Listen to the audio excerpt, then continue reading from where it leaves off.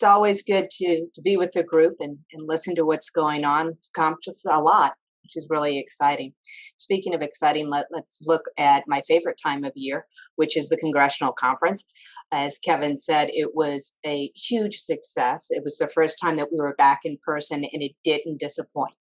It was exciting to see, as Kevin said, over 160 new people, which was wonderful to see the next generation of our membership really getting involved in advocacy because it makes a difference.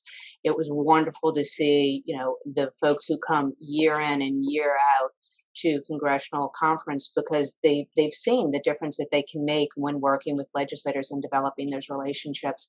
And it matters on the Hill. You hear from legislators. They want to hear from their constituents. They want to develop those trusted relationships, and nobody does it better than NAIFA members. So it really is my favorite time of year. And not only is it my favorite time of year, it actually produces some results that are meaningful in the way of public policy.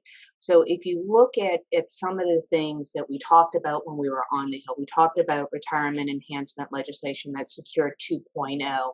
We talked about worker classification issues, and we talked about the challenge that tax changes could have on our industry and how it would impact the products and the services that our members provide to Main Street American families and businesses.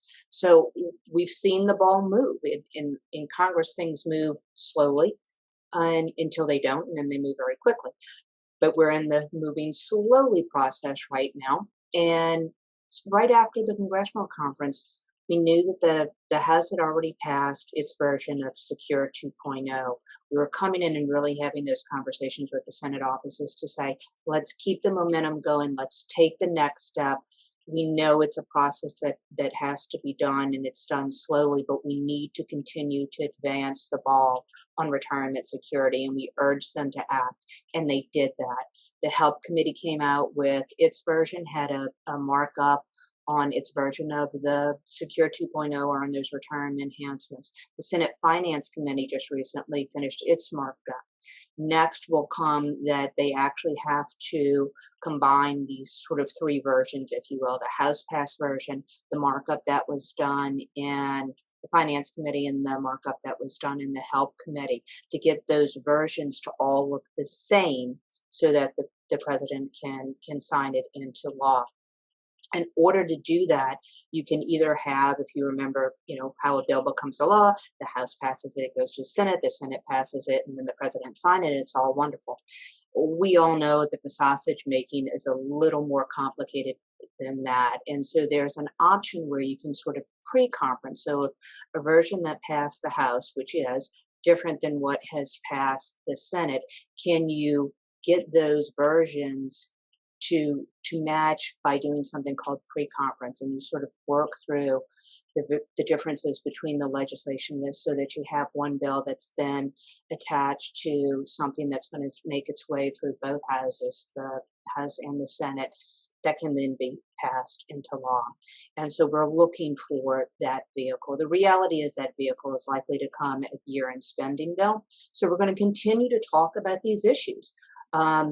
And we've seen that those conversations have advanced the process. So don't sit back and think, well, why was I even involved? This was so slow.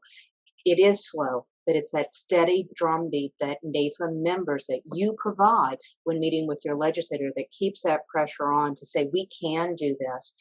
It is a priority for the consumers that I work with. It is a priority for your constituents. Let's make sure we get it done. So we'll be talking about that issue again when we meet with legislators during the in-district meetings, which Kevin had mentioned. The worker classification issue, that was something that we said, hey, DOL is kind of looking at this issue on worker classification. We have seen the legislative side of that effort sort of die down a bit, but we're seeing the agency sort of flex their muscle, and we want to make sure that we're influencing them and making sure that they have the information that they need to make smart decisions. And so the Department of Labor recently had a worker classification forum where they talked about should somebody be classified as an employee or an independent contractor, and how is that done and why is that important.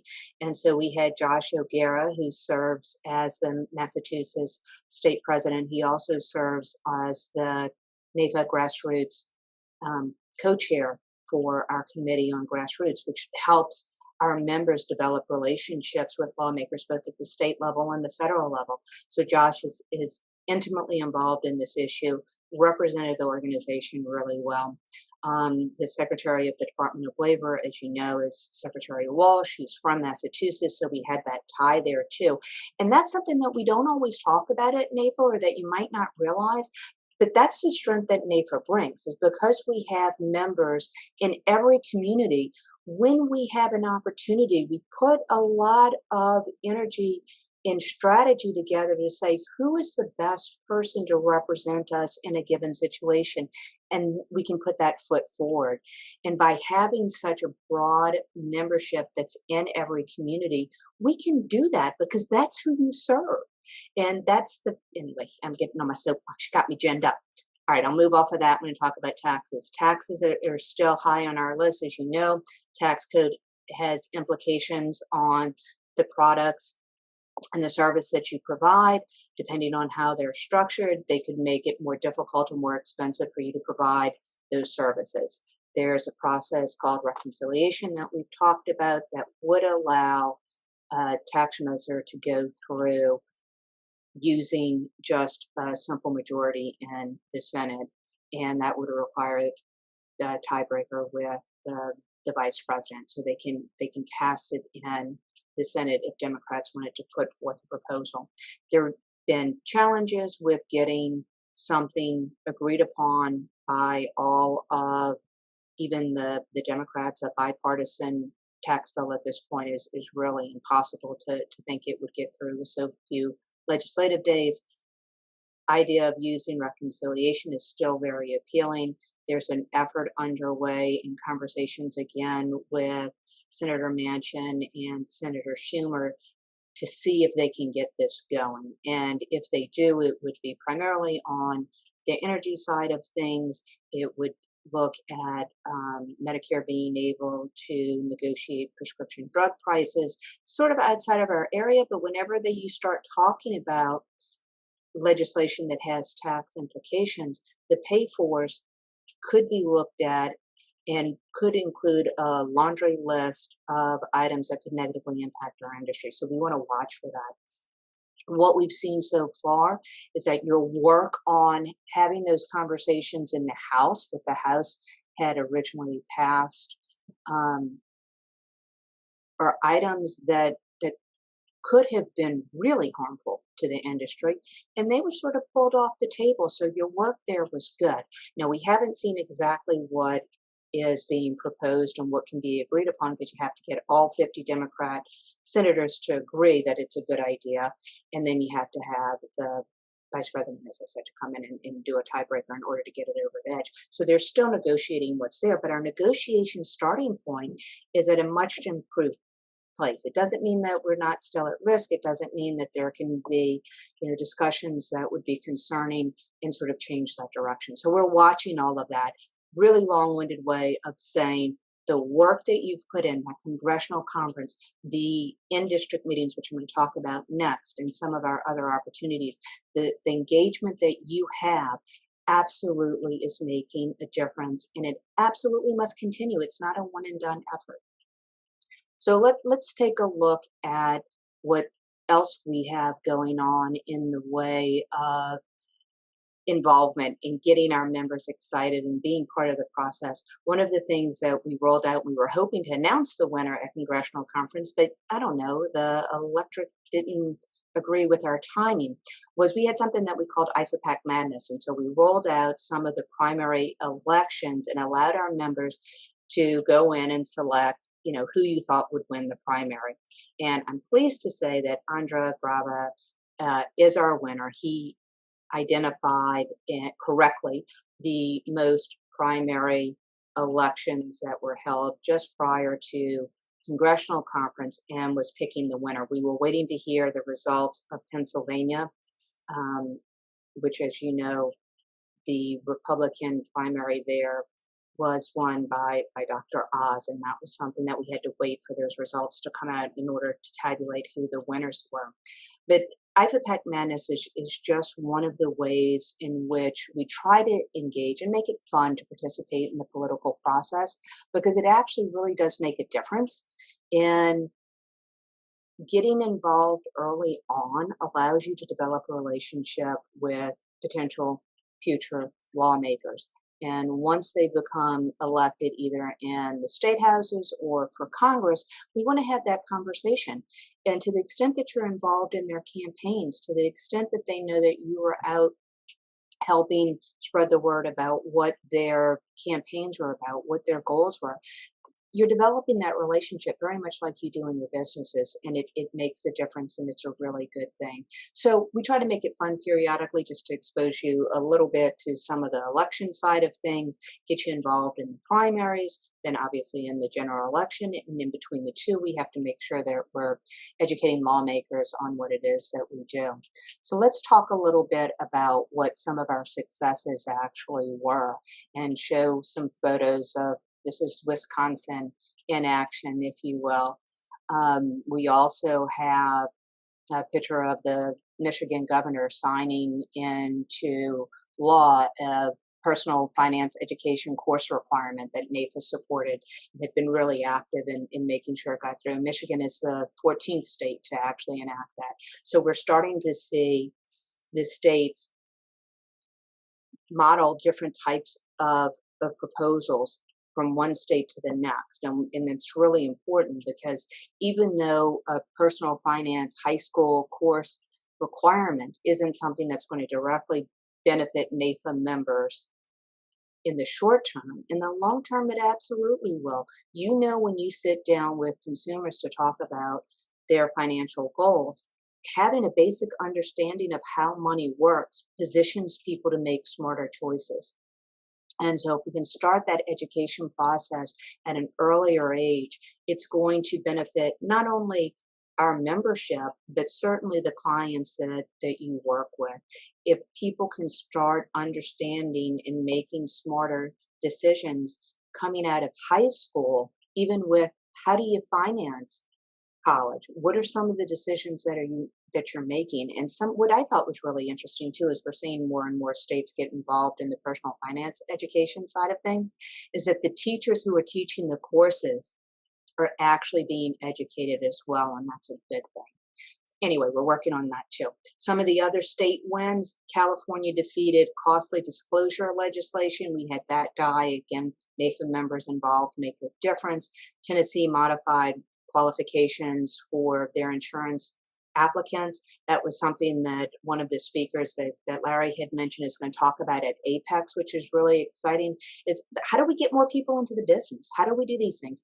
And so Tennessee and our other states are looking, in our efforts, even working with the NAIC and NCOIL, figure out how do we get more people into the business, and what changes do we need to make to ease that access of getting into the business, while making sure that it is still a very much professionally run, avoiding the scams, and getting people in, so that it truly is the noble profession that you guys know and love, but that we're making sure that we're bringing in that next generation, so that we are serving all communities, which we do, but that we continue to do that, especially as our population, including our membership, is aging and moving on. Make sure we have that next generation ready to go. And we had 5 additional states: Maryland, Wisconsin, South Carolina, North Carolina, and Hawaii, to actually join other states in adopting the NAIC best interest model. So that pushed us over that halfway mark. We have 27 states that have now adopted that. That ties hand in hand with the federal legislative issues that we're dealing with on standard of care. If we're showing that we have the SEC, Reg BI, and the states taking action, it all ties together and really says to the Department of Labor, this isn't something that you need to look at. You know, going to a fiduciary only model is not where you need to be. Look at all the good stuff that we've done. NAIFA has also been involved in working with CMS and Medicare and you handbook that comes out each year. NAIFA is tapped every year to take a look at the upcoming edition. So we just completed our work with CMS on the 2023 version of Medicare and You Handbook. Illinois passed Association CE credit legislation. And there's a ton more that's going on, but there's lots of good stuff that has happened and will continue to occur because of the involvement by our membership. We launched the 2022 primary election social media push, talking about getting out the vote. That included some of that primary madness that we talked about. Again, trying to make sure that we're having a good time while we're doing really good work. Great resources available there. And then we're gearing up as we talk about the elections coming in November. We want to make sure that we're out and meeting the candidates. I talked about that a little bit before. NAIFA Alaska has a great idea. They've already posted their Alaska social where you can meet and greet the new candidates, because the next wave of lawmakers that are coming in need to be exposed to us. They need to have NAIFA members as a trusted resource that they can tap as they start considering proposals. And getting to know them early on really makes a lot of sense. And it makes it a lot of fun when you gather with your fellow NAIFA members to do it. So kudos to Alaska, and I know a number of our other states are gearing up to do the same, which is fantastic. If we'll talk next about the August Advocacy. And I promise I will wrap up in 2 seconds. August Advocacy, in-district meetings. We talked about congressional conference. You went out, had these great conversations. When you meet in August, and these 3 gentlemen did a great job of having a little dialogue. There's a video that's out. Definitely check it out. It talks about why you should be involved and why meeting in district is sometimes even better than congressional conference. I would slightly disagree with that, only because I love seeing everybody in DC.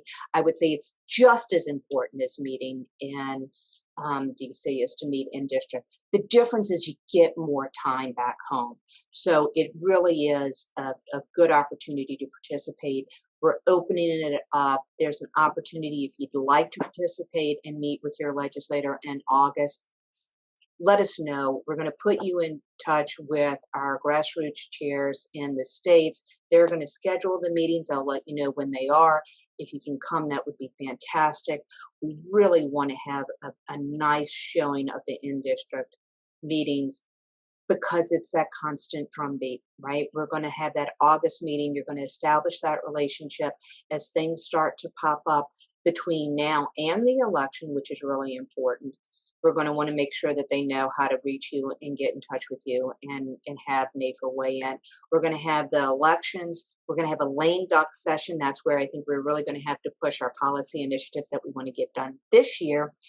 And then we're going to have a new Congress, and we're going to have to develop relationships with all of those new people. And that's what's really fun, is that you get to go and do what you do best. Tell them how you serve their constituents and how you can make a difference. And it really is how we get to better legislative proposals. It's how we secure the financial certainty for individuals. It's what you like to do. You like to help people. So this is great. It's helping lawmakers to make those smart decisions so that we can better serve our communities.